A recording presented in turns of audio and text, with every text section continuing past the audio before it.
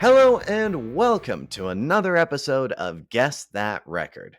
I am your host, Jackson Reed.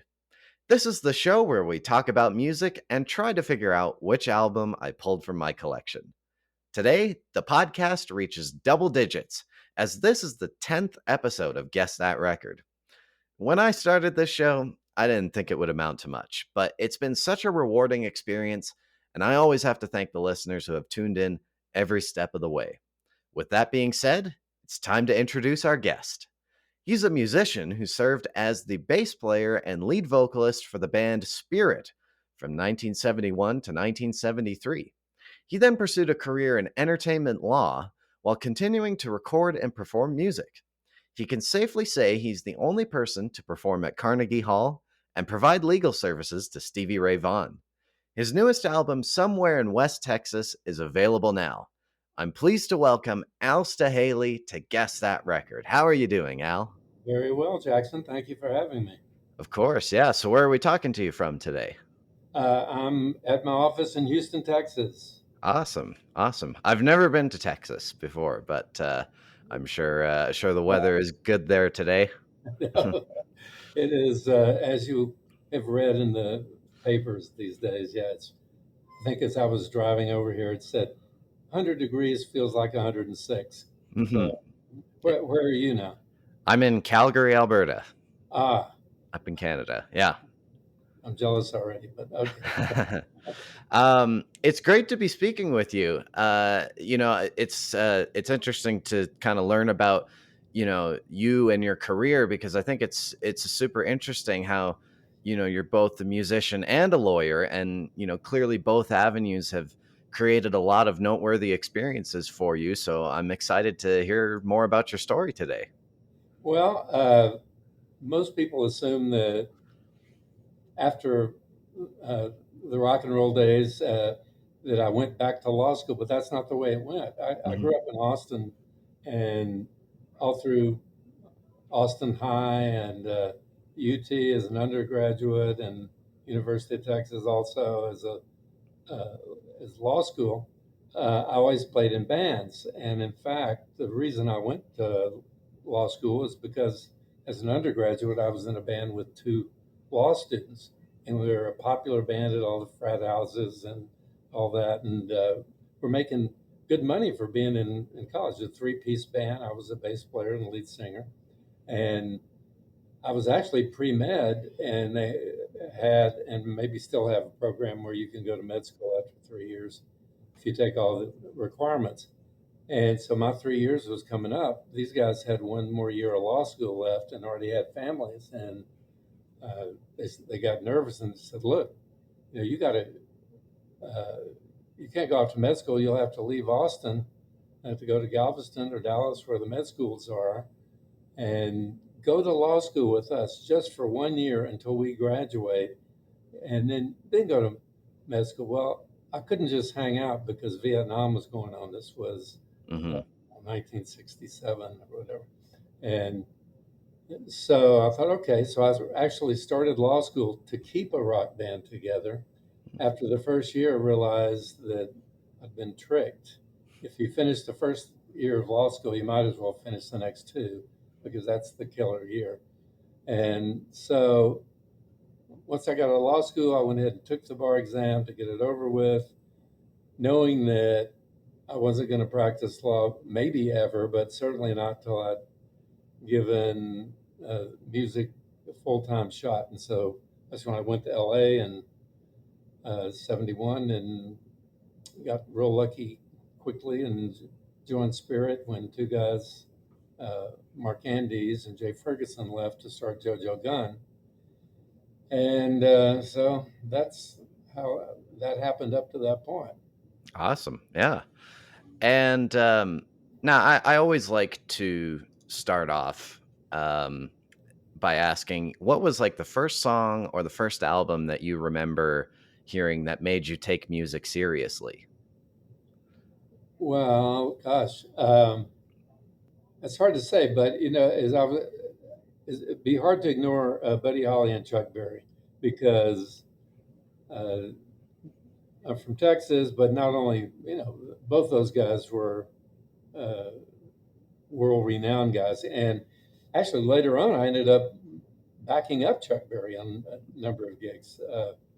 So that was kind of interesting. And I'll tell you, I remember uh, my mother coming home with an album by Johnny Nash, and this at that point it was his first album, and he sounded kind of like a young Johnny Mathis. It was that kind of album. Well, years later, he had that a couple of big hits. One in particular, I can see clearly now. Mm. And who would have guessed that?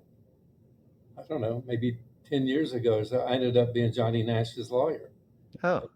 he's, he's passed away now, but it's very interesting how the one thing leads to another and then circles back, and that's happened with other people too, including Doug Somm. But Yeah. I would have to say Buddy Holly and Chuck Berry. Yeah, good choices for sure. And you're mentioning playing with Chuck, because I've read how, like, when he went on tour, it was basically like he just went by himself and then would wrangle people to play with him wherever he was that night. Is that sort of what happened with you? That's exactly what happened. Wow. That same band I was telling you about in college, who, by the way, we were called the Fabulous Chevelles at at a time when everybody seemed to name their group after car Yeah. cars. But anyway, yeah, we were hired to back him up a night in Houston and 2 nights in Galveston at a beach club. But we got down to Houston, got set up in the afternoon, expecting he would come in and want to go through some songs, but he not only he didn't show up, the club owner hadn't heard from him, didn't know if he was going to show up. Uh, Meanwhile, the club is filling up. Uh, Club owner's sweating bullets, and it's time to start the show. And he said, "Okay, well, you guys get started. You guys start playing." So we started playing about 45 minutes into our set. Front doors swing open. In walks Chuck with his Gibson guitar case in one hand and a blonde white woman in the other hand. Walks up to the stage. He always had the promoters and club owners furnishing the backup band and two Fender twin amps.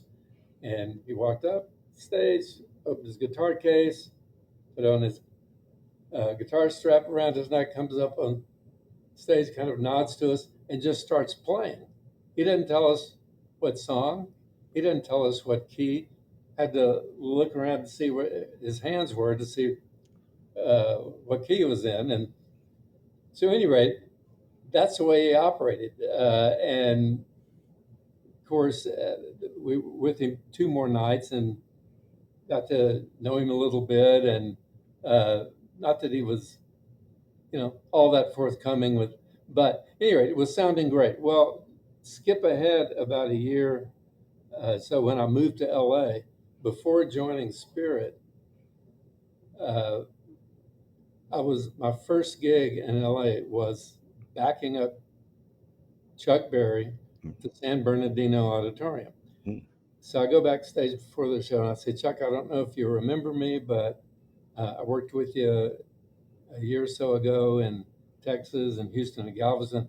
I know how you like to work. I know you don't like to tell us what songs you're going to play, but if you could just shout the key, it would be helpful before each song." He just looked at me and said, "I'll give you a 4-bar intro." Okay, never mind. He figured by the time he did one of his signature intros, you ought to have it figured out. Yeah. That's incredible. I didn't even know you worked with Chuck, so that's really cool. Um I was wondering, like, how did you, like, when you were starting out playing music, how did you kind of develop your playing, your singing? How did you get started, like, actually performing, I guess you could say? Well, I'd have to credit the guitar teacher because he was such a wonderful guy. Actually, My cousin loaned me his acoustic guitar, taught me one song by Ricky Nelson. I think it Mm, was Poor Little Fool. And, uh, and then I started taking guitar lessons from a really wonderful guy named Wayne Wood, who had toured with some country artists. He played guitar and he played steel guitar. And he made it fun. He would send you home the first day being able to play a song. It might be a two-chord song, but he didn't try to make you read music right away. He'd try to slip some of that in later on. Uh, but at some point, some of my classmates, I guess, knew that I played, and they asked me if I'd play a few songs at one of their birthday parties at some little, and I was scared to death. mm, Uh, and Wayne, the guitar teacher, came along with me, made sure my guitar was in tune, and backed me up while I played "Poor Little Fool" by Ricky Nelson. That was the first song I ever performed mm, live in public. But Wayne, he was instrumental too because by the way, he later he taught Eric Johnson. He was Eric mm, Johnson's guitar teacher and other Austinites. But he's the one that uh, sort of coaxed you into singing. We were doing venture songs, doing a lot of instrumentals in my high school band, and he said, "Look, you gotta, if you're learning chorus to song, you gotta try to sing with it too." So he would encourage you to do that, and so then just learn by doing. mhm. Cool. And so as you mentioned sort of at the start of the interview, you went to university, got a law degree, and then decided to move to LA to pursue music. What was like how did you sort of get your foot in the door once you arrived in LA? Like what were sort of your early gigs, I guess?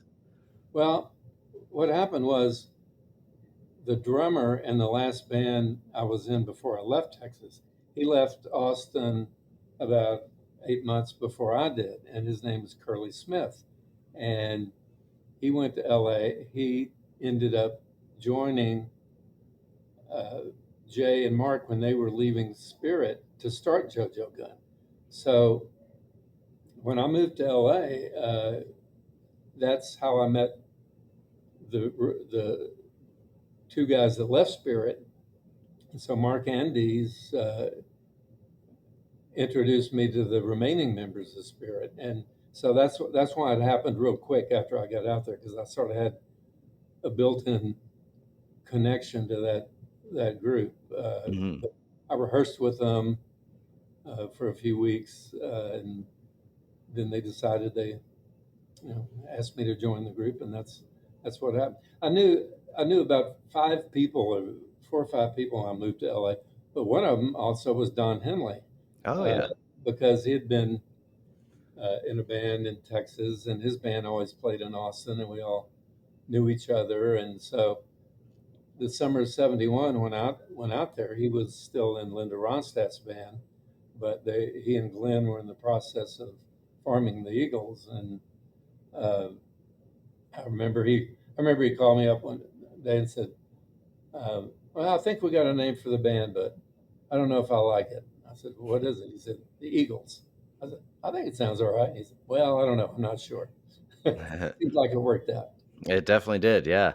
I forgot that Don was from Texas, so that would make sense you would know him there, but, yeah, and it definitely worked out that you were able to get in Spirit pretty quick, and, I think for those who I'd like to explain, for those who maybe aren't familiar with Spirit, of course, they were a band that started in LA in the late '60s, and they sort of achieved, like, modest success, but they never sort of became, like, a household name, and really like their biggest claim to fame in the last few years was when they had the big lawsuit with Led Zeppelin over Stairway to Heaven. But that's a whole other ordeal that kind of happened before you were in the band. But, um, anyways, so the one record that you did with Spirit was in 1972, and the album was called Feedback, and it was produced by Neil Young's longtime producer, David Briggs. And I listened to it sort of while preparing for the interview, and it was interesting because it was sort of a departure from Spirit's earlier work, which was sort of more kind of psychedelic, and this record was more sort of, it felt kind of like Allman Brothers, like Southern rock. And yeah, so what was the process of working on the album like for you? Because clearly you had a big say in its direction by writing most of the songs on it. Yeah. Well, the when I joined the band, Randy California was still in the band, and so when I started out rehearsing, he was there, but he was having uh, some issues, uh, and before we ever recorded the album, he left the band, and so at that point, and this was just a couple of months in, and so the remaining members, the keyboard player John Locke and Ed Cassidy, the drummer, decided they wanted to keep keep rehearsing and working up songs. So really, the three of us uh, really put. Yeah, I wrote seven of the songs. John Locke wrote three. Two of his were some really cool instrumentals because he was very jazz oriented, as was the drummer because Ed was. I mean, I was like what 25 when I joined the band. He was already like 50. Uh, he's Randy California's stepfather, Mm, and uh, you might remember one of their albums was called "The Family That Plays Together." right. uh, and and so he kind of came from the old jazz school. So he and John Locke were very jazz oriented. And if you heard the album, you heard, which I still love to listen to today, of those two John Locke instrumentals, which I thought were really cool. But coming from Texas, yeah, my style of writing was certainly different than the Californians. And my brother, who before we did the album, uh, took Randy's place, and so he's playing all the lead guitar on feedback. And he had at the time was playing in Austin with a band called Crackerjack, which was the rhythm section that had been with Johnny Winter, Mm, and and and then Mike Kindred, a great keyboard player. They were a wonderful band, and but he left that band to come join Spirit, and as you may remember, the bass player for Johnny Winter was Tommy Shannon, who mm, later ended up being with Stevie Ray, part of Double Trouble. So, right. uh, and my brother and I, in Texas, we were, like most Texan rock guys, are kind of more into the blues rock and the English uh, take on blues rock. I mean, we were listening to uh, Jeff Beck Group. It had just come out with Rod Stewart, and we were listening to Free, Paul Rogers band, and of course, when Hendrix album came out, that blew everybody's mind. And actually, my brother and I got to meet him Oh, uh, really? Wow. briefly in San Antonio. And but back to your question though, so that's what it was just kind of natural for my songs to probably be more in, like you say, in the southern rock vein. Uh, the process of putting that album together was kind of interesting because, like I say, it was really all the songs were worked up three piece with me on bass, John Locke on keyboards, and Cassidy on drums. And then, well, a couple of the songs that were acoustic songs, I like Mellow Morning and Right on Time started as that was an all acoustic song, but then we decided, well, let's start it acoustic and then have it go into being a rock song.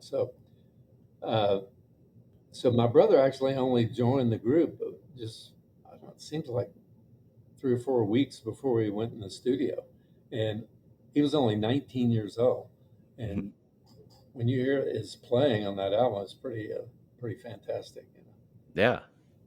Yeah. No, it's interesting you were going to bring up Mellow Morning because I thought that was my favorite song on the album, actually. So how did that track come to be? That tell you the truth, that song is just that's one of those songs that was just talking about what was happening that morning.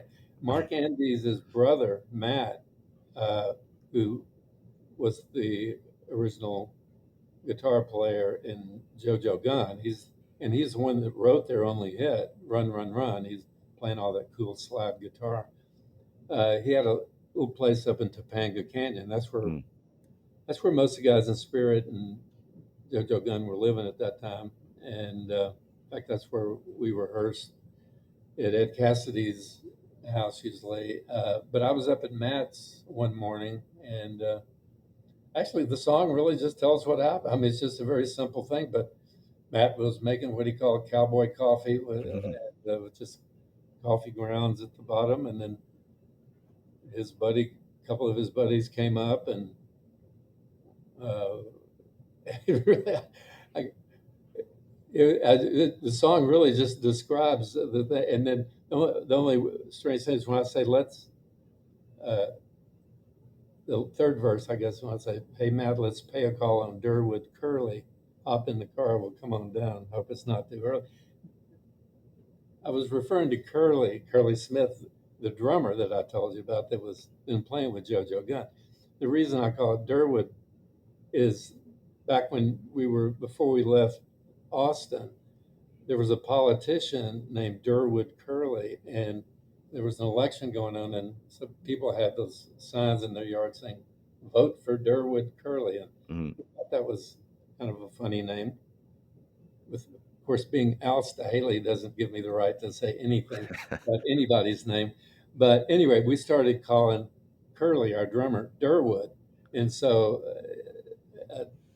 I was really referring to Curly the drummer. But when Mellow Morning came out, they started playing it on the radio in Austin. And my mother called and said, "Al, Durwood Curly is going around town telling everybody you wrote a song about him." Well, don't burst this bubble. Yeah. Yeah. Afterwards, you would have hit the road with Spirit, and on that tour, the one story I've sort of seen linked with you is when you guys performed at Carnegie Hall in New York. So what was that show like? Well, I mean, you try to tell yourself it's just another gig, but it's not. It's Hmm. Carnegie. So I was probably nervous out of my mind. But yeah, Dr. John was the opening act for us. We were the headlining act. So, uh, but one thing that's funny about that is uh, the summer before my last year in law school, worked up in New York City for the summer, and I worked for the summer for ASCAP, Mm. the Performing Rights Society, kind of like SOCAN in your Yep. uh, country. And uh, while doing that, uh, I worked myself in a position to where I could be the ASCAP representative to go to all the concerts coming through town and sort of say hello on behalf of ASCAP and do. It was just a way for me that I figured out to get free tickets to all the concerts. Right. ASCAP bought me, and then Fillmore East was going on, so I went down and talked to Kip Cohen, and who ran the Fillmore East, and he gave me backstage passes I could go to any show that summer. And that was '69. That was when I was Woodstock summer. All the bands were coming through. This guy Ron Delsener was the promoter who promoted all the Schaefer concerts in the park in Wallman Ring, and so over that summer I got to know him a little bit because I'd go to the shows, we'd chat and everything. Well, it so happened that Ron Delsener was promoting this Spirit show at Carnegie Hall, and so as we're up the Carnegie Hall, the dressing room is upstairs, and you come down this very narrow stairway to come down to the stage. And as we were coming down to the stage to go on, Ron Delsener was coming up, and we meet on the stairway, and he does a double take and said, "What are you doing here?" I said, "You're the guy from ASCAP." I said, "I'm working for you tonight." He didn't know I was in Spirit. This episode of Guess That Record is sponsored by Guitar Works. One of Canada's top independent music stores for over 30 years, Guitarworks carries a huge selection of musical instruments from the biggest brands of music, including Gibson, Fender, Martin, Yamaha, and Paul Reed Smith. Visit any of their 3 Calgary locations or shop online at guitarworks.ca and join the Guitar Perks program to earn money back with every purchase. Guitarworks, your total guitar store. This episode of Guess That Record is sponsored by Marvel Marketing. Marvel Marketing is an award winning digital marketing company headquartered in Calgary, Alberta, working with clients in different industries from all over North America, including Canada, the United States, and Mexico. Marvel Marketing services include website design and development, website maintenance, search engine optimization, public relations services, and social media management, amongst others. To find out more, visit marvelmarketing.ca. This episode of Guess That Record is also sponsored by Recordland, home to the largest selection of music in Canada. Buy, sell, and trade tapes, CDs, and vinyl. Located in Calgary's Inglewood neighborhood on 9th Avenue Southeast, visit them in person or on Instagram at Recordland Calgary. Now, so when you get to 1973, Spirit kind of falls apart. You and your brother put out an album, and then I noticed how there's kind of like a bit of a gap between releases for you during kind of Well, let me. the rest of the 70s there. But we now know what you were up to because last year you released Post Spirit 1974 to 1978, which was tracks you worked on in that period. So yeah, how did you get those songs put together after they were just kind of sitting there for so long?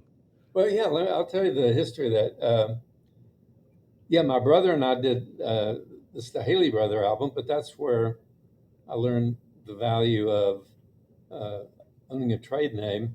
We were the same lead singers and guitar players and songwriters that had been playing for several years, Spirit, but not using the name Spirit anymore.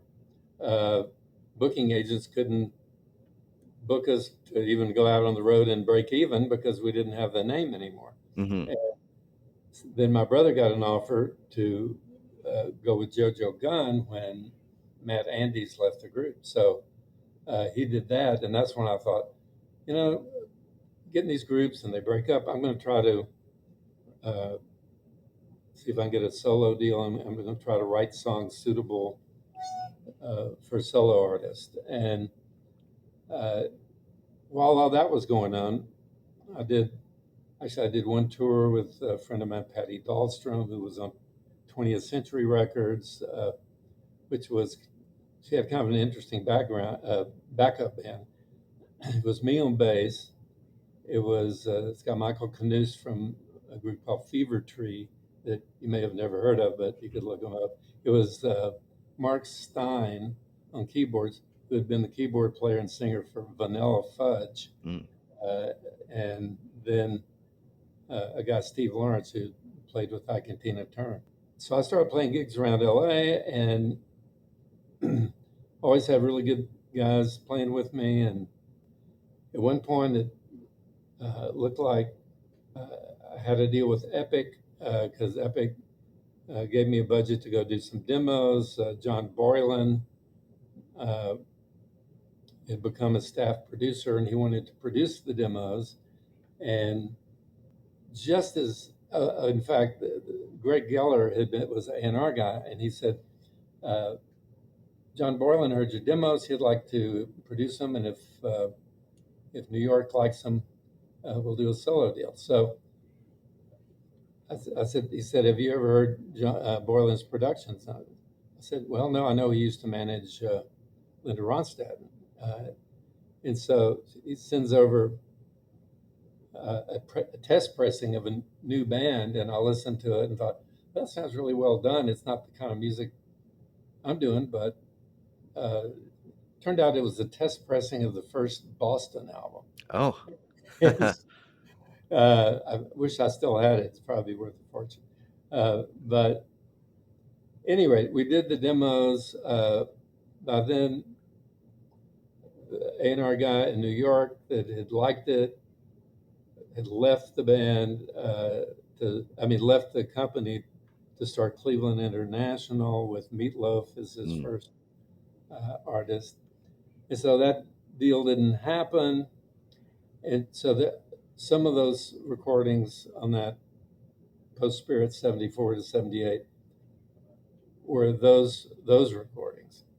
Okay, then I finally got a solo deal uh, with a new label, started the album, had Steve Cropper on guitar, had Pete Sears, Jefferson Starship, and also used to play with Rod Stewart in some of his albums, on bass and keyboards. Had Al Garth from Logs of Messina playing violin and sax. Uh, Gary Malabar on drums, who played on the Van Morrison's Moondance album. Who played with and also played on a lot of the Steve Miller hits.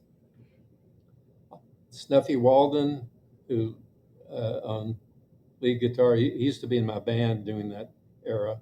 He later became one of the most important TV music composers. Everything from West Wing to 30 something, Wonder Years, Roseanne Show, Ellen Show. Anyway, had all these great guys. Got halfway into the album, the record company went out of business. Yeah. And then, so some of those, most of those other songs that were on that album you're referring to were a lot of those. In the summer of '79, when when that record company went out of business, went back to Austin thinking it was just for a week or two to visit my parents. Ran into Stevie Wonder's engineer, who I knew from LA, who had a girlfriend in Austin. We were talking, and he said, "You know Becky Shargo, don't you?" And I said, "Yeah, she used to work at Epic." He said, "Well, she's working for Irving Azoff now, and he's producing a movie in Houston called Urban Cowboy with Mm. John Travolta, and it's going to be kind of like a Saturday Night Fever with country style, you know." So Yep. he knew it was going to be a big deal, and he said, "She's the music supervisor. You ought to call her up and maybe get a song in there." So I called her up. She said, "Yeah, I'll be in Houston next week. Come on down, bring some songs." So I brought some of mine and made some deals to represent some other people's in Austin's songs. Went down, stayed with my buddy that I mentioned earlier, who had been my drummer in college, talked me into going to law school. And so he said, "Yeah, come stay with me while you're down here." And so they got interested in some songs, one of mine and one that Rusty Weir wrote called "Don't It Make You Want to Dance." Mine didn't get done, but Rusty's did, and Bonnie Raitt did it, and it was in the movie and on the soundtrack album. Meanwhile, my friend said, "Did you ever practice law?" And I said, "No, I pass the bar, but I pay my dues every year." But he said, "Well, why don't you come with me down to the courthouse? I'll get you some court-appointed cases for guys who can't afford lawyers, and you get paid by the county." And I was kind of broke at the time. That deal had just fallen through, and he said, "Do you have a suit?" And I said, "No." And so he said, "Well, get a suit." And so it's going to sound crazy to you, but President Lyndon Johnson's brother was a friend of our family's, Mm. and it helped him out.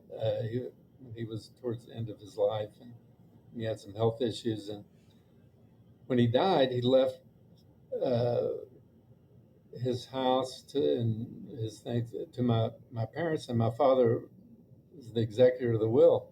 He had died about 4 or 5 months before that, so I went to Austin and got a couple of Lyndon Johnson's brothers suits, and came back to Houston and trotted down to the courthouse with my friend Mike, and he took me to introduce me to the judges. "This is my old pal Al Staehely. We used to be in a band together in college.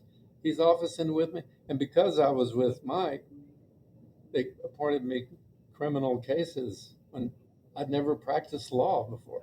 I Yeah. come to the office and say, "I've got this case. What do I do?" You know. And anyway, one thing led to another. I got a girlfriend, and I was I was there for a year before I admitted that I was actually living in Houston and went back to LA and got my stuff.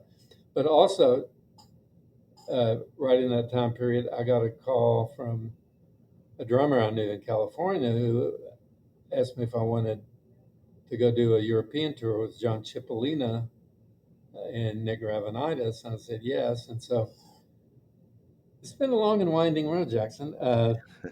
Yeah, I should stop this narrative and let you ask your question. Oh yeah, well no, it's all cool stories. I mean, and yeah, so I guess around that time, then you were like starting to do law stuff while still continuing music. Is that correct? Yeah, yeah. Even in Houston, I was still doing gigs. I was kind of like a criminal lawyer doing the day and uh, rocker by night. In fact, Louis Messina, who's at Pace Concerts, he put me on. Now he's the concert promoter for most several of the biggest acts in the country. But at that time, he had a company called Pace Concerts, and he had me open for the Jefferson Starship, open for Roy Orbison, open for Emmylou Harris. I even opened solo one time for Rodney Dangerfield. Talk Oh, about a weird gig, but yeah. but and then I got, like I said, called off to do the European tour for a few weeks, and then at the end of that tour, we did an album in Germany that was really basically just the songs. Went in the studio and did it, but it was the songs we'd been doing on that tour, and it's still out in circulation somewhere. It's called Monkey Medicine, and it was the Gravenitis John Cipollina group is what it was called. And, we had three of my songs on there, and that I sang. Hmm. And it mentioned you mentioned it in your bio, like did legal services for Stevie Ray Vaughan, of course, but like who are some other people that you've represented? Well, over the years, I also represent Blue October from if you're familiar with those guys. Stevie was kind of the first significant entertainment law client because, like I said, I was doing some criminal, but I knew I didn't want to stay with the criminal law. I wanted to transition into entertainment law. So, uh, but then also I represented Doug Somm. I represented in Texas Tornadoes, Doug Somm, Flacco Manis. Uh, like I said, I ended up representing Johnny Nash, some matters that I can see clearly now, guy. And sometimes my clients, sometimes they're the artists, sometimes it's a company, it's a management company, a production company, a record company. So over the years, it's been all kinds of people. Hmm. Paul Kantner from the Jefferson Airplane, and then a lot of acts that trying to make it that don't make it, and Yeah. uh, Um, and so another thing that kind of I guess happened sort of when you're beginning to take on the legal work while still working on music, you released a solo album finally called Staehely's Comet in 1982, and so did it finally like was it kind of vindication for you to get that chance to finally make your own album like that?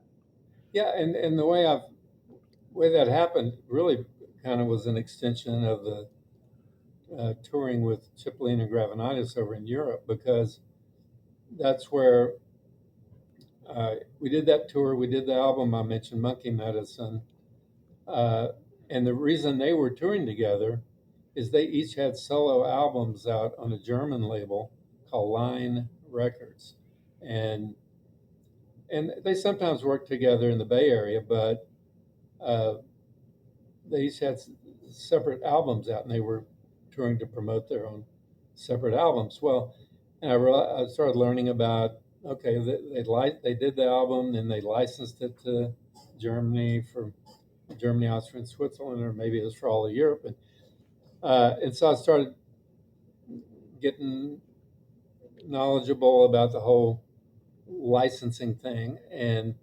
there's probably something you've heard about called MEDEM, which is a big music convention in Cannes, France, that they hadn't done it the last few years because of COVID when they shut everything down. But it started in the 70s and ran every year, I think, except until COVID happened. And so the year after we did Monkey Medicine, I went to my first meeting in Cannes to license Monkey Medicine, and licensed it to Ace Records for the UK and Line Records for Germany, Austria, and Switzerland. And at any rate, that kind of clued me in. So I thought, okay, well, so I raised a little bit of cash and went to Austin and did the album you're talking about, Hmm. Staehely's Comet, with my brother on guitar, Glenn Fukunaga on bass, who later you've heard on all sorts of things. He's played with Dixie Chicks, and he's been premier bass player around Austin for years. And a drummer named Mark Singer, and we'd all been playing live. They've been playing live with me, some around Texas. So those songs are pretty worked up before we went in the studio because didn't have a lot of money to spend, couldn't do it. We had to do it down and dirty. So happened that uh, Craig, what's Craig's last name? All the time I forget. Engineer producer, not from Austin, but was there at the time. He was around there. He'd worked with I think Blondie and some of the East Coast groups.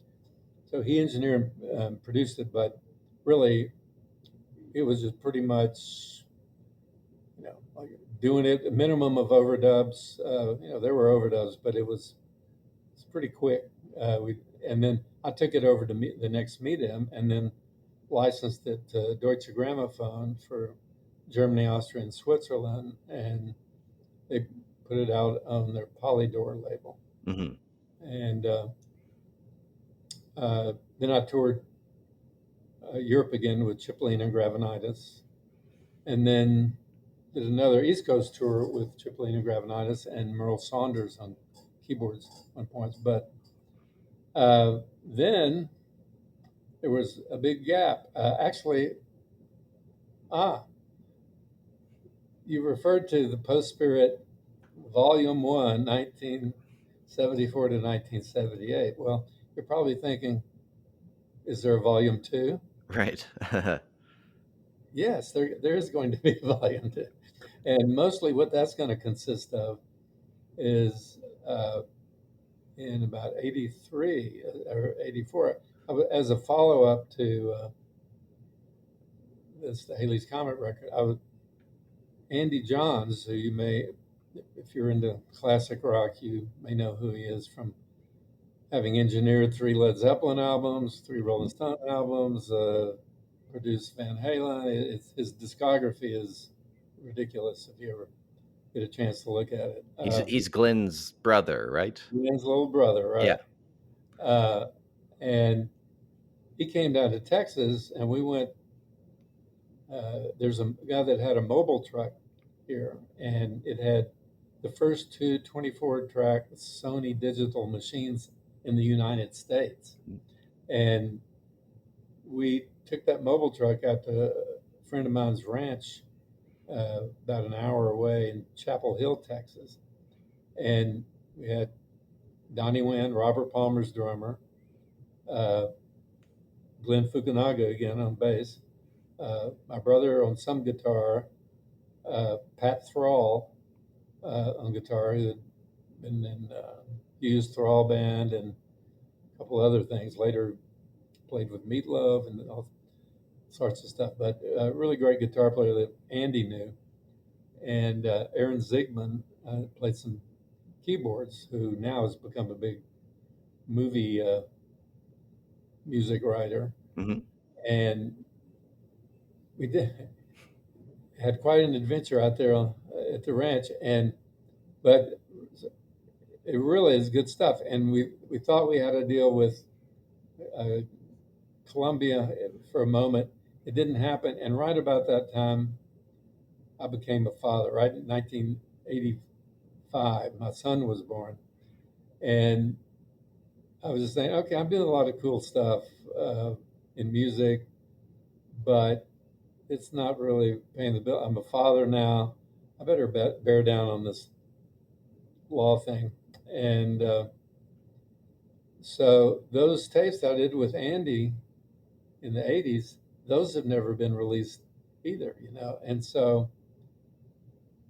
it's my goal to get those things out too, because there's some really good playing, good stuff on there. Now, because it was done in 1984, it's got an 80s sound to it because that's the way it was produced and everything. So those of you who like 80s music, you might like the way it was played. Yeah. No, that Oh, that's okay. Then you got to hear this stuff I'm because I'm sure it would sound great. I wanted to talk about my favorite song that I heard on Staehely's Comet, which was "Ice on Fire," which was interesting because it's kind of this reggae track, and um, I also thought it was interesting because a couple years ago you reissued Staehely's Comet under the new name. I guess it was Al Staley and 10K Hours. yeah, Um, 10,000 hours. Yeah.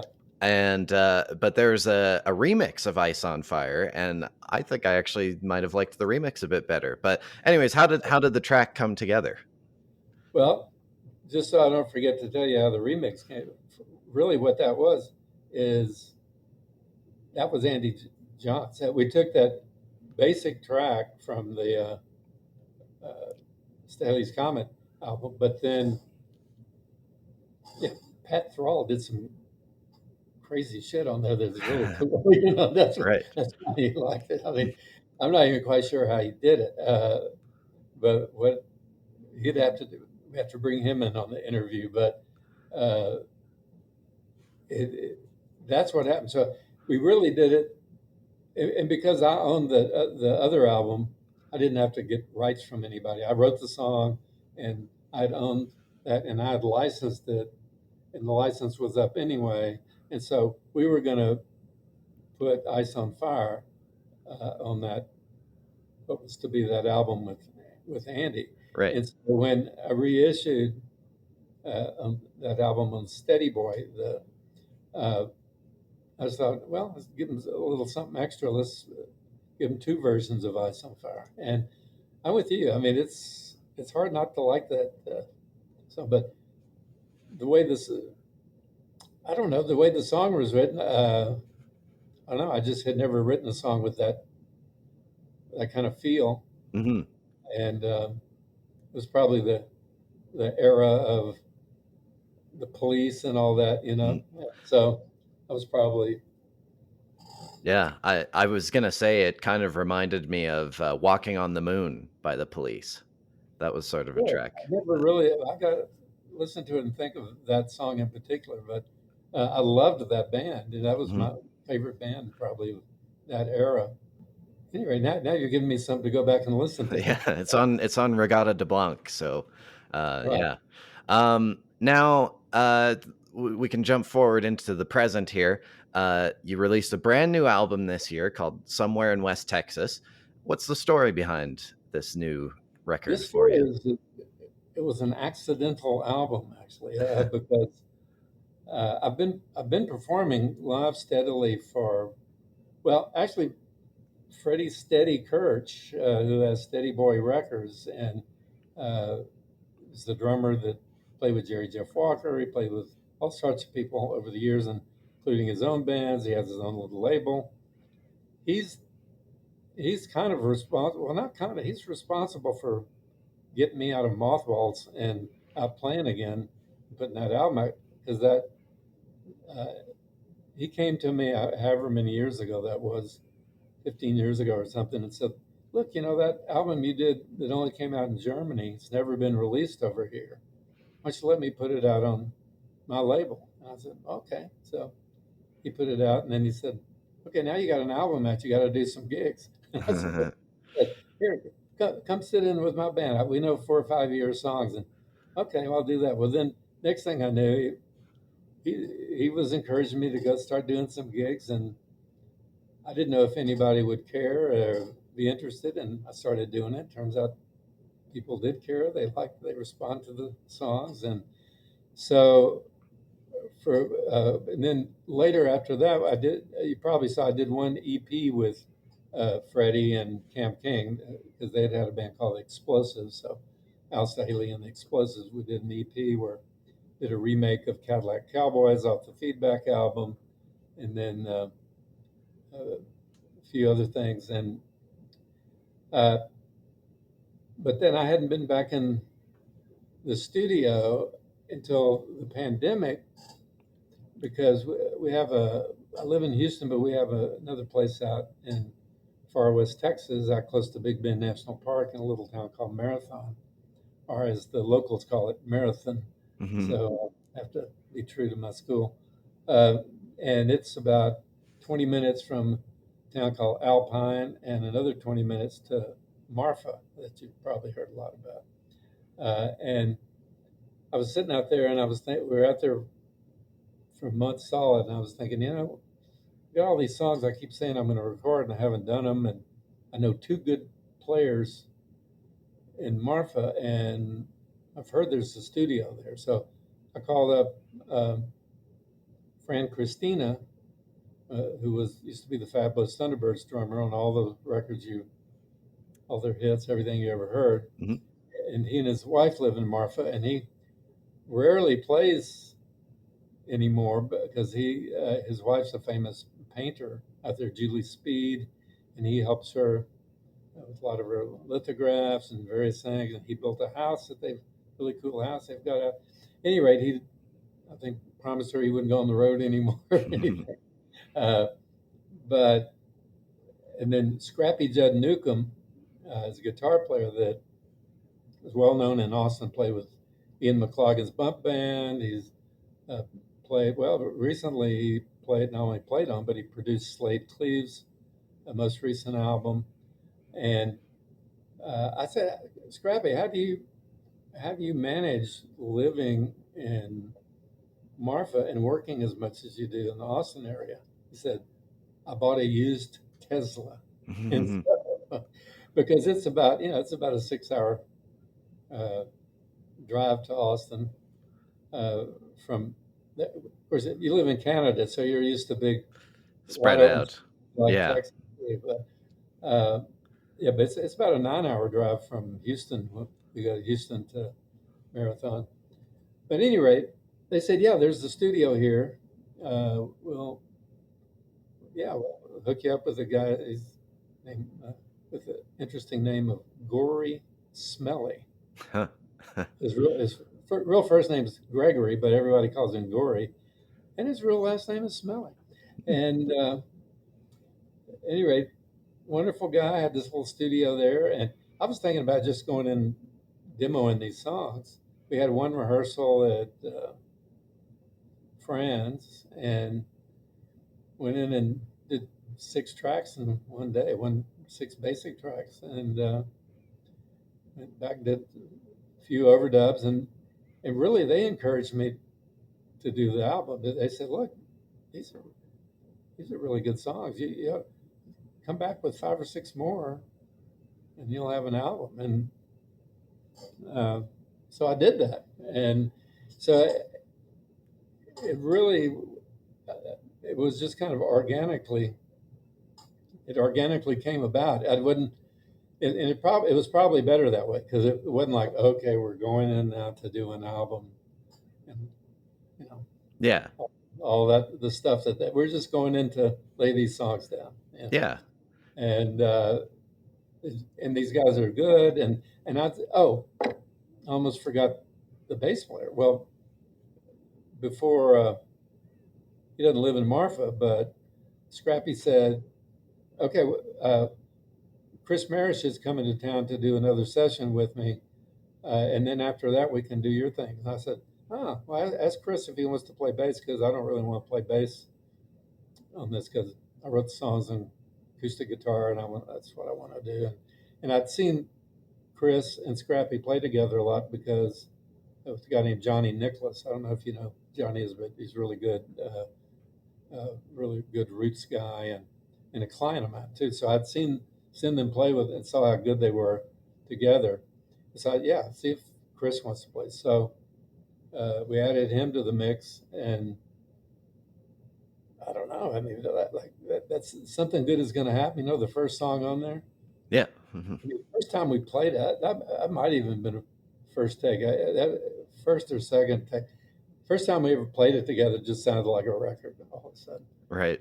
The thing that blew my mind about Scrappy is, are you a guitar player yourself or I what? am. Yeah. Yeah, but you can tell me what you think. But I was smiling as that was the first song we recorded, I think, and I was smiling as that track was going down. It what Scrappy was playing because it wasn't doing like just laying down a rhythm track. Okay, now I'll come back and do fills. Most of those cool things he's doing on that track, he was doing as the track was going down.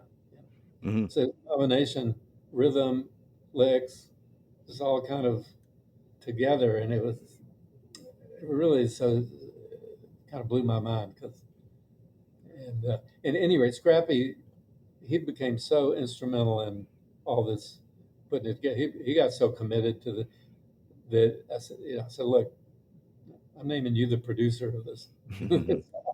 uh, because he really did the heavy lifting and was really involved. And Fran, the guy who didn't think when I first asked him, he said, I don't play much anymore. I don't, my chops are down. I said, oh, come on, Fran, you can play on a couple. This is just demos. And he got so into it that he was coming back for the hangout for the vocal overdubs and stuff. And at any rate, everybody just got along. It was so much fun, and that's what it's great because you can if you're in the studio recording with the wrong people, as you probably know. Hopefully, you've never been in the studio with the wrong people or the wrong situation. It cannot be fun. Hmm. It can be tedious uh, but it was fun with these guys, and I think it kind of the, the proof is in the pudding. I think it sort of sounds fun. Yeah. Yeah, no, it definitely does have kind of a spontaneous sound to it, I would say. And there was one track I wanted to talk about specifically, but you made a few videos for the album, and the one that kind of caught my eye was "Mercy of the Moon," and it was interesting to learn more about that track because I guess you had previously recorded that song as a single before this album. Actually, it was a demo, Okay. but it was something I did back in the '80s. And it was a good recording, I thought. It was my brother playing guitar; he did great, and uh, Mark Singer, who I think he's playing drums, and I can't remember if I played bass and rhythm guitar, whatever. Anyway, it was just something I threw out there some years ago when I didn't have a deal or anything. But yeah, it's been out there on Spotify for a while. It's Yeah. never any physical thing. But the reason I redid it is these guys liked it. So when they heard the song, they said, "Oh, we want to do this too," Uh, so we did it, and so that's one. But that's kind of the history of it. Right. And then, yeah, how did the video come together? Because it's kind of like a short film in a way. It is same guy, Charlie Schwan, who did the first video, and this look how all this stuff circles back again. He's the grandson of my drummer from college who taught me to go into law school, who got me to practice law in the East. And because his mother was my goddaughter, because she was born when we were in that band together. They asked me to be the godfather. And so I've been close with that whole family all these years. He grew up in Austin, actually grew up with Robert Rodriguez's kids, and his father was uh, Jeff Schwan was a stunt coordinator and a stunt man, and so he grew up around the film industry, at least the Austin film industry, and went to University of Texas Film School. And I guess about, uh, let's see, he just turned 28. So I guess probably about 5 years ago, uh, or maybe 4 years, whenever he was graduating, or about to graduate, he called and said, I've got to do for graduating, I have to write and direct a film short. And I've written a film short that's based in the 70s. I know you did a lot of music in the 70s. Uh, Maybe you have something for me. I said, look, uh, here's I'll send you an invitation, my Dropbox, rummage around, anything you find in there, you're welcome to use. And so he ended up, all the music in his film short was mine, except for the best song that's in there, in that film short, my son wrote and produced, because it happened to be in my Dropbox. And so he produced, he directed this film short, and it got accepted. Besides getting him graduated, it got accepted in the Tribeca Film Festival in New York. It won an award in the Crested Butte Film Festival in Colorado, and he's shortly after that he moved to LA, and he's been LA. He's done other music videos, but he also does editing for Amazon and for other. He's doing the LA hustle to try to, and he's really talented. And in fact, you and your fans might want to look him up. It's Schwan, Schwan, Charlie Schwan. He's got a website and he's got stuff on Vimeo and other film shorts. But at any rate, he did both these videos, and for the Mercy of the Moon, uh, the first video you saw, Something Good's Going to Happen, was just me and Frank Christina and the bass player Chris, and but for Mercy of the Moon, which was the second single and focus track, we wanted to do a video, but I said, look, nobody wants to. It's a romantic song. Nobody wants to see a guy my age probably being a romantic figure in a video. Uh, it's So see what you can do. So he came up with the concept that you saw, sort of this young Bonnie and Clyde uh, couple in West Texas. Mhm. Actually, the young woman in that was his girlfriend, who is an actress out in LA, and the other actor we hired him out of, or Charlie hired him out of Las Cruces, New Mexico, and so they came to Marathon, and everybody was. I mean, the production value on both those videos, if you went out, hired a real production company, if they could even do it as well as he did it, would probably cost a fortune. But uh, not only Charlie was so kind to do it, but because that wasn't just two guys running around with the camera, it was Charlie. Uh, he brought in his own director of photography, got two guys to come in from El Paso, one to pull focus, another to do lighting. I mean, it was all done. Each video was done in a day and a half, something like that, or no more than 2 days. And but also all the people we knew in Marathon were so wonderful.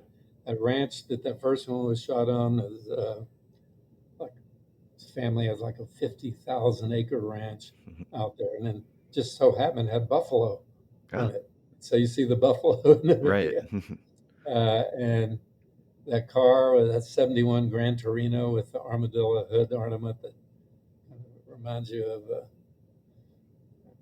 Gran Torino movie. Hmm.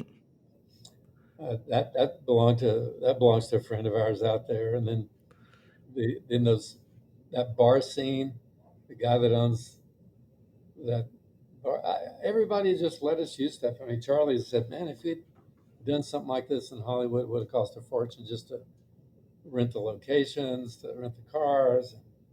So, at any rate, it's all this stuff has been really gratifying on a lot of levels. To get the music out, but also to get it out with people I know that are fun to work with.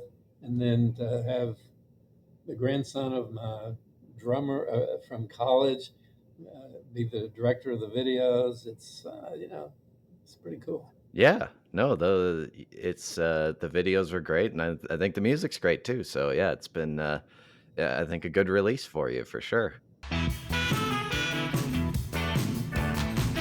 We are now going to be entering the guessing portion of this podcast, for which it gets its name. Now, just to explain the rules to you, Al, and to any new listeners, I've got a record in this bag here.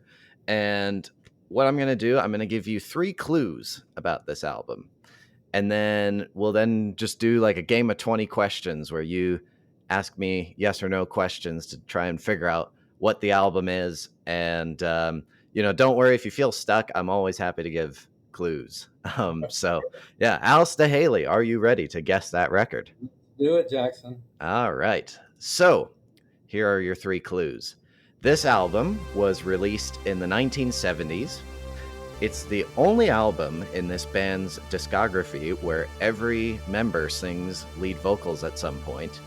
And the third clue, this record has a narrative to it. Question 1. Okay, I'm gonna take a guess. I'm not sure that it's 70s or it was late 60s, but a band that sort of meets that. I think it meets that everybody's singing with Moby Grape. It's not them. Okay. Yeah. Question 2. Okay, everybody sings a vocal. American band? They are not an American band. Question 3. UK band. They are a UK band. Question 4. Everybody sings.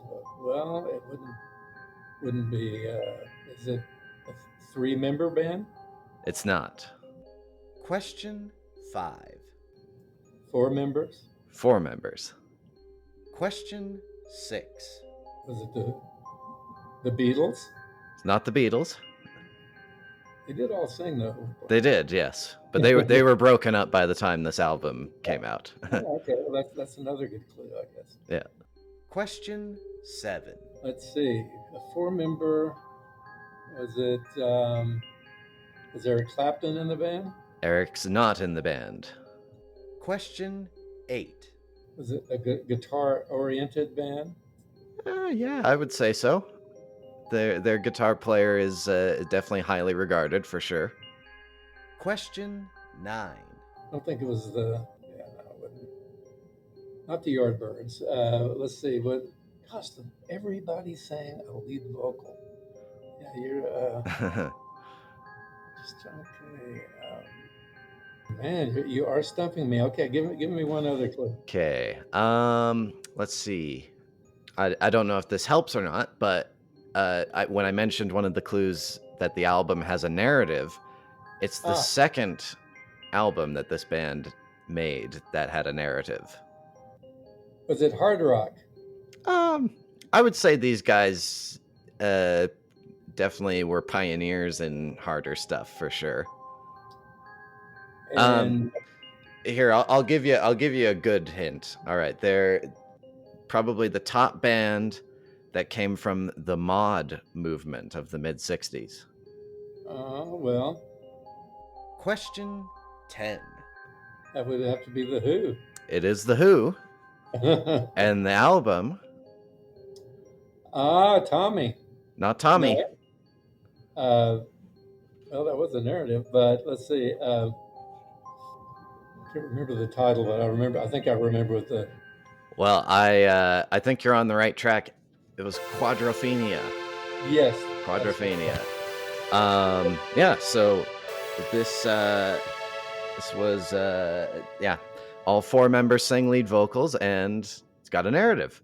I guess I didn't realize Keith sang. Well, although, like I mentioned to you earlier, I did play on his only solo. Well, yeah, it is. I'm not sure I would call it singing, but it's the only Who album where he sings lead vocals. And before we talk about Quadrophenia itself, I purposefully saved the conversation about Keith Moon until now because I knew that you had worked with him, so I figured, oh, Who album would be a good one to talk about. But anyways, yes, so you worked on Keith Moon's solo album called Two Sides of the Moon back in 1975, and you wrote the opening track called Crazy Like a Fox, and that blew me away because like I'm a huge Who fan, and I would definitely say like the peak of my Who fandom was in high school. Like, they were one of the bands that I just listened to all the time back then. So I was like consuming everything about the band, including the solo albums. I remember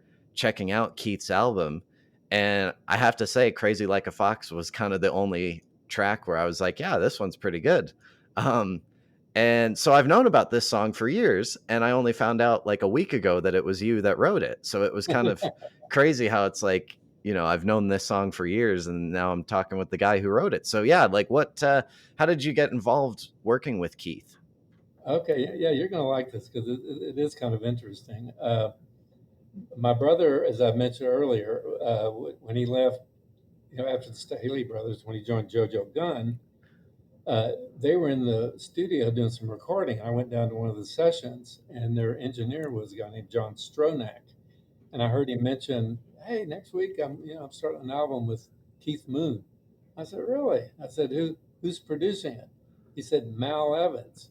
I Right. said, "Mal Evans, the Beatles roadie, the guy that we saw in all the movies, big Yep. guy with horn rimmed glass." He said, "Yeah." I said, "Well, do they have all the songs?" And he said, "I don't think so." So I might have something for him. He said, "Well, come down to the record plant on Wednesday, and I'll introduce you to Mal." So I had this song. I tell you the truth, I didn't really value it that much. I'm crazy like it was just kind of a cute little rock pop rock Hmm. song. Uh, but I had a little demo of it, and then I wrote another song. I don't even remember what it was, especially for the occasion. I think I played that for Mal first. I don't know. And then I played him Crazy Like a Fox. And he said, "Oh, I could see Keith doing that. We'll cut it on Friday." This was Wednesday. Right. I said, "Man, this is the way song plugging should always be," but never has been since. Right. Before, so I said, "Well, do you have the musicians lined up?" He said, "Well, no." And I said, "Well, of course I know the song, and my brother has played it with me before. He plays guitar at JoJo Gunn." He said, "Oh, well, let's get all of JoJo Gunn to play on it." So I call up the guys and say, "You want to do a Keith Moon session on Friday?" And of course, the answer was yes. And so we go down there that day. And besides me and JoJo Gunn, there were two other musicians that Mal had called down there. Sitting next to me, I was playing acoustic six string. Sitting next to me playing acoustic 12 string was Spencer Davis. And we were in a little isolation room. And out in the big room, uh, all of JoJo Gunn, their drummer, another set of drums for Keith, and like I said, my brother on electric guitar, Jesse Ed Davis had been called in too. He was there. Although the solo you hear on the record is my brother, not Mm. Jesse Ed. Uh, and that's the way we recorded the basic track. That's the way they wanted to do it: two drums, two electric guitars, two acoustic. I mean, that's pretty unusual, Yeah. but it's the way they did it. Well, okay, so then I got out in the studio. I had the lyric written out for Keith because I mean, he could have probably only heard it the day before, and put it on a music stand. I had the headphones on and kind of cueing him where to come in, and he's he's out there with. He's got a bottle of Cavassier in one hand, and he's reeling around. So I'm cueing him, and he stand back. You got to give the girl room to move because she's crazy like a fox, and that fox got her eyes on you. Anyway, you couldn't really call it singing, but he was being Keith Moon, which is exactly what you wanted him to be. Yeah. And so anyway, that was it. And then they started calling me back for more sessions to play acoustic guitar. So I ended up playing on about half the album. And one, you'll appreciate this being a big Who fan, one memorable moment for me, not on tape, but while the engineer was uh, changing reels of tape on one of the songs we were doing, one of the sessions. So I was sitting there with the cans on. Keith sat there, and we were waiting for him to change the reel. Just on acoustic guitar, I started going ding ding ding ding ding ding ding ding ding ding ding ding, like My Generation. All of a Oh sudden, yeah. Keith comes in, and all of a sudden, I'm playing My Generation with Keith Moon. Like, Nice. okay, I'll remember this. Yeah.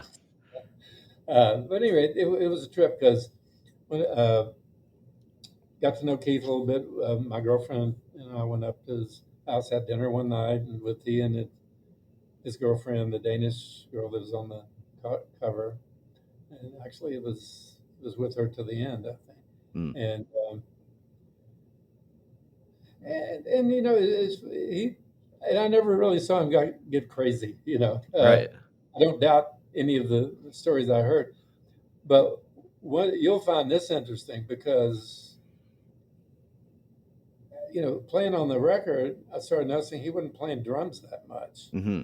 And I asked him, I said, Keith Moon solo record, you're not playing drums very much, what's going on? And he said, well, when we're doing the Tommy movie, uh, he said, uh, me and what was the kind of gruff actor that was in that movie? Kind Oh of a man. tough looking guy. I'll think of it in a minute. But at any rate, he said we were in full makeup and costumes and stuff, and we had a break, and so we went across from the studio over to the local pub, and we were in this pub, and uh, some of the locals were giving us some shit, and we got into it, and next thing I knew, this guy had pinned my hand to the table with an Mm. ice pick, Mm. and kind of messed up one of my ligaments or something, so I'm kind of having trouble with my hand. And I said, yeah, you do realize you're Keith Moon, right? A drummer, yeah, that's what you do. But don't you think you should see a hand specialist about this? Oh, well, I don't know. You know, I haven't read all the books about Keith, but I've never heard anybody tell that story. Since you're a Who fan, have you ever seen that No. story No. told before? But that would check out if he wasn't, because I know he didn't really play drums on that solo album.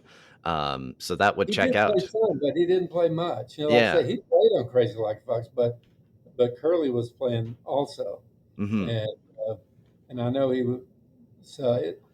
played some, but it's not what you would expect for a Keith Moon album. So that's why I'm sure it wasn't that successful because he was doing Beast Boy songs, and he was Yeah.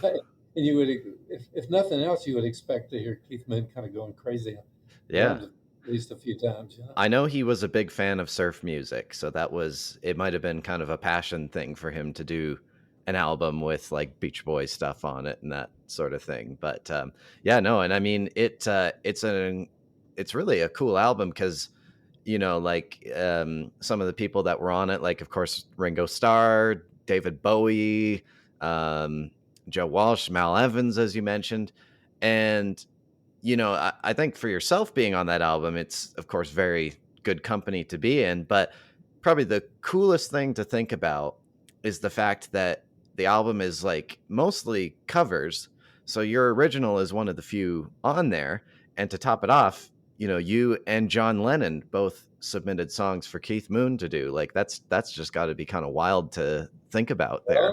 Well, I'm glad you said it because yeah, when it came out, I was thinking, wow, John Lennon gave him a song that had never been recorded before, and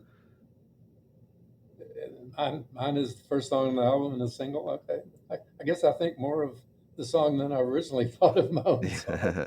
Yeah, of But course. Now, anyways, back to our discussion on Quadrophenia. I'll include some facts about the album for any listeners who may not be familiar with it. Quadrophenia is the sixth album by The Who. It was released on October 26, 1973. And the double album was the group's second rock opera, which is an album that, of course, has a shared narrative across all of its songs.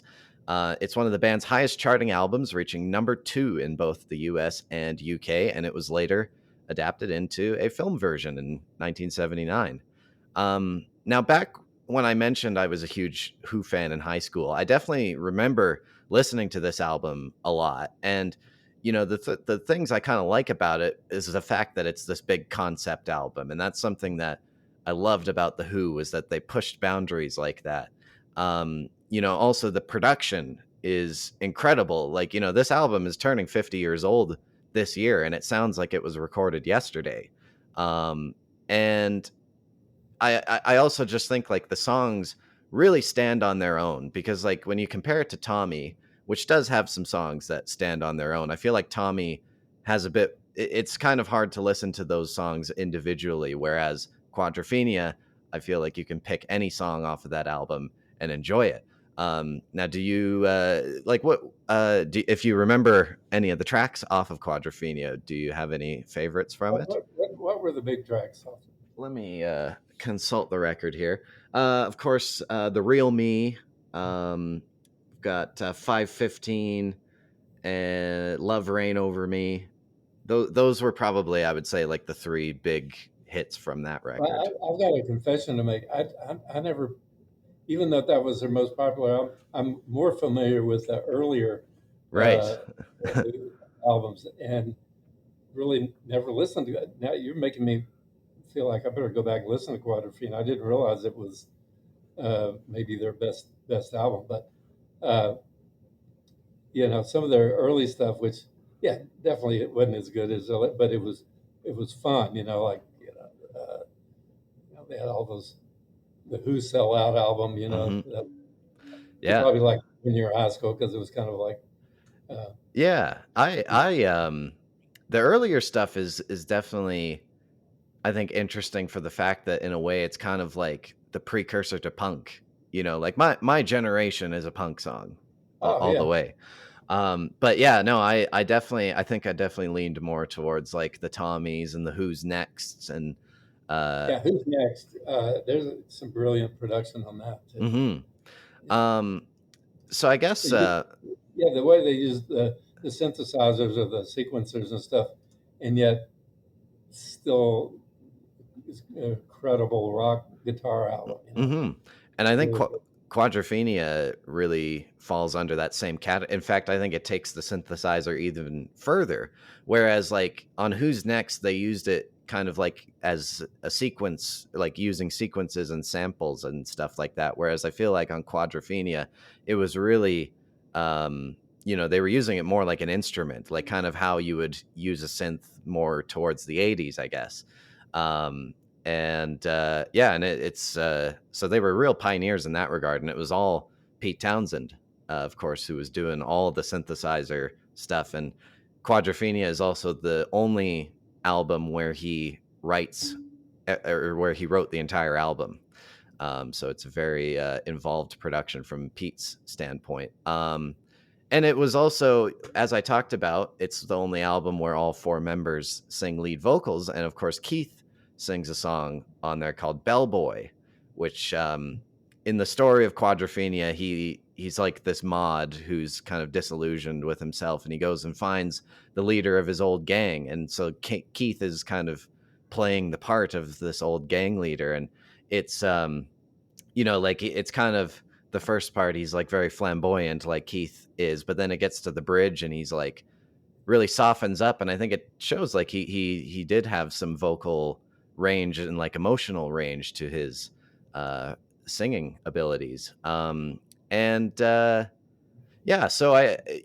you were talking, I guess, going back to Keith, you were talking about I guess spending time with him and stuff. So he was, you never really saw his crazy self. He was sort of more normal guy when you were around him. I'll tell you, my girlfriend at the time that I was living with was English, and she had been to she was a journalist, and she'd been to English girls' schools, and had sort of a proper English accent. So I don't know if it was because of her, but I found it interesting when we went over there for dinner. Just she and I and Keith and his girlfriend. He he was very much the English gentleman. Yeah. Yes, come sit over here. Let me get you a bevy. And I mean, he was, and I don't know if it would have been that, or if he was cueing off her uh, accent that was, from, since you're about the class consciousness of Right. way people speak in the UK. So I don't know if that was why, but I was kind of surprised at how kind of formal he was. Hmm. You I, know, and, I have seen that, like clips of him where he's talking. Oh yes, jolly good. Yes, yes. Oh bloody brilliant. He kind of he could put on that voice for sure. um, but yeah. Um, And I and took an album over there. In fact, we ended up spending the night over there, listening to music and stuff. And he had told me before he was into New Orleans music, and I said, "Did you ever hear this album, New Orleans, Home of the Blues?" Because that's when I was in high school in the '60s. It was in Austin. It was if you went to a party, everybody had that album, and it was a compilation of there was Aaron Neville, it was Ernie Cato, it was Jesse Hill. It was sort of a compilation of some New Orleans acts in the early '60s, and he didn't know it. So I had it on vinyl, and I took it over there and played for him. And I forgot to get it when we left, and so somewhere in Keith's collection is vinyl is my album, cool. and Some of the Blues, I guess. Yeah. Um, I guess to finish off, did you have you ever met anyone else from the Who, or was it just Keith?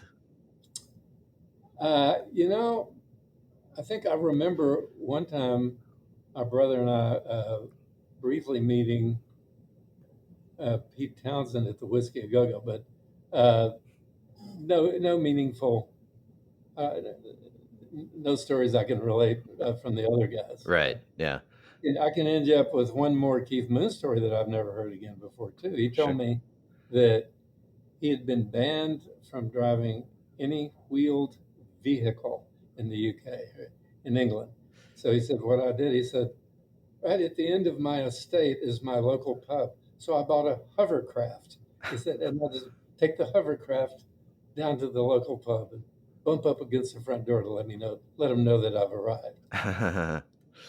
Yeah. He I mean this one's sort of a well-known story, of course. On I think it was like his 19th birthday, he drove a car into Holiday Inn swimming pool when they were on tour, and then the Who was forever banned from the Holiday Inn because of that.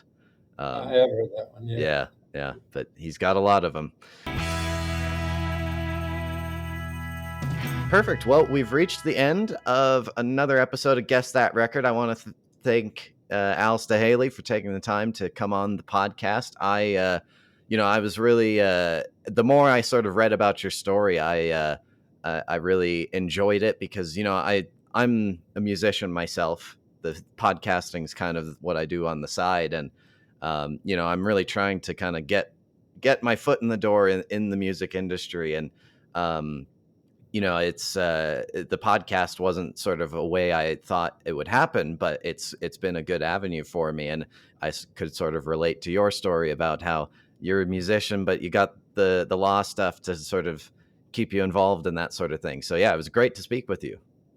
Thank you. You're a great interviewer. So are you in a band now? What's it called? It is Jackson Reed and the Silverbirds, and Check that out. yeah, And you've got a great, no matter what happens with your music, you're a great interviewer. So something's going to work out for you. Thank you. And of course, you should check out Al's new album, Somewhere in West Texas, which you can get on CD or whichever streaming platform you prefer. And where can the listeners follow you on social media? Well, I'm Facebook, Instagram, and alstaehely.com is the music website. Also have a law website, but that's the music website. And actually, there's going to be vinyl. We were supposed to get the vinyl back from the plant the middle of September. Not quite sure what the release date is, but that will be in the works. Cool.